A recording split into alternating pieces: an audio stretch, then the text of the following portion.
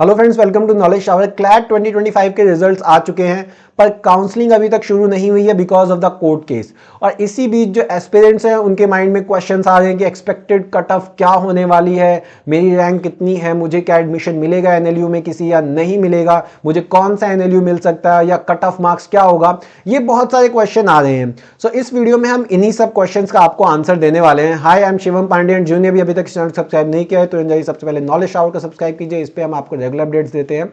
आप हमें Instagram and Telegram पे भी फॉलो कर सकते हैं, इस पे भी हम क्लैट रिलेटेड अपडेट्स आपको देते रहते हैं। चलिए बिना किसी डिले के वीडियो को स्टार्ट करते हैं। सो अगर मैं बात करता हूं एनएलयू की, तो एनएलयू कंसोर्टियम में 24 कॉलेजेस हैं और इस 24 कॉलेजेस की अगर मैं बात करूं 24 पार्टिसिपेंट्स हैं और 60 प्लस एफिलिएटेड इसके कॉलेजेस हैं। इसका रिजल्ट 7 दिसंबर को आ गया था, बट कुछ रिजल्ट में डिस्क्रिपेंसी की वजह से कोर्ट में केस जाता है और अभी तक काउंसलिंग शुरू नहीं होती है। अब जहां तक हम कट ऑफ की बात करते हैं कि क्या कट ऑफ रहने वाली है, तो कट ऑफ इन 5 फैक्टर्स पे बहुत ज्यादा डिपेंड करती है।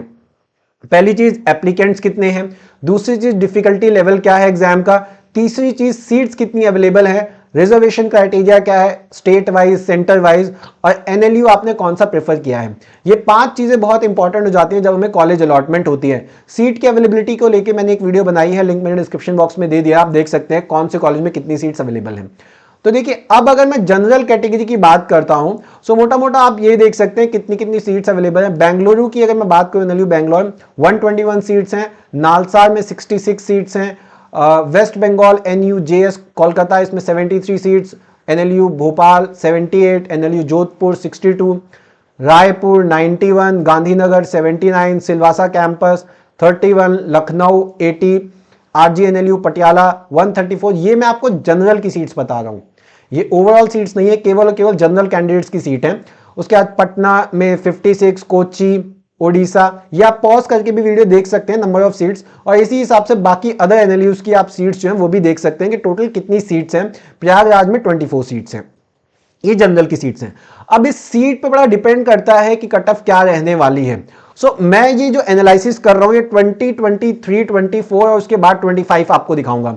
सो 23 के एनालिसिस की अगर मैं बात करूं, सो सबसे पहले इनकी जो कट ऑफ आई थी, क्लोजिंग रैंक थी 114 और ओपनिंग रैंक थी 1, वेयरएज हैदराबाद की 25 ओपनिंग रैंक थी और क्लोजिंग रैंक 117, और कोलकाता की 136 opening, closing 260, and these are the opening and closing rank.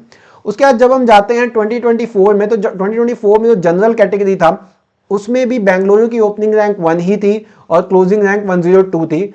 सो आप देख सकते हैं कि क्लोजिंग रैंक 102, इससे पहले 114 इस हिसाब से, नालसार 6 एंड 167, और पहले की कितनी है इसकी भी 177। तो कहीं ना कहीं लगभग एक ही जैसा है ओपनिंग एंड क्लोजिंग। तो जब हम इन दोनों डेटा को एनालाइज करें 2023, 2024, इनको जब हम एनालाइज करते हैं तो यहां पे हमें 2025 का एक एस्टीमेट मिल जाता है कि किस हिसाब से आपकी कट ऑफ हो सकती है, क्या आ सकती है। देखिए, एक्सपेक्टेड मार्क्स की अगर मैं बात करता हूं तो आप सबको पता है एनएलएसयूआई और नालसार ये टॉप 2 कॉलेजेस हैं। अगर मैं एनएलयूज की बात करता हूं, ऑल्दो नंबर 2 एनएलयू जो है ये एनएलयू दिल्ली है, लेकिन एनएलयू दिल्ली अपना खुद का एग्जाम कंडक्ट करवाता है आईलेट, सो वो इससे बाहर है।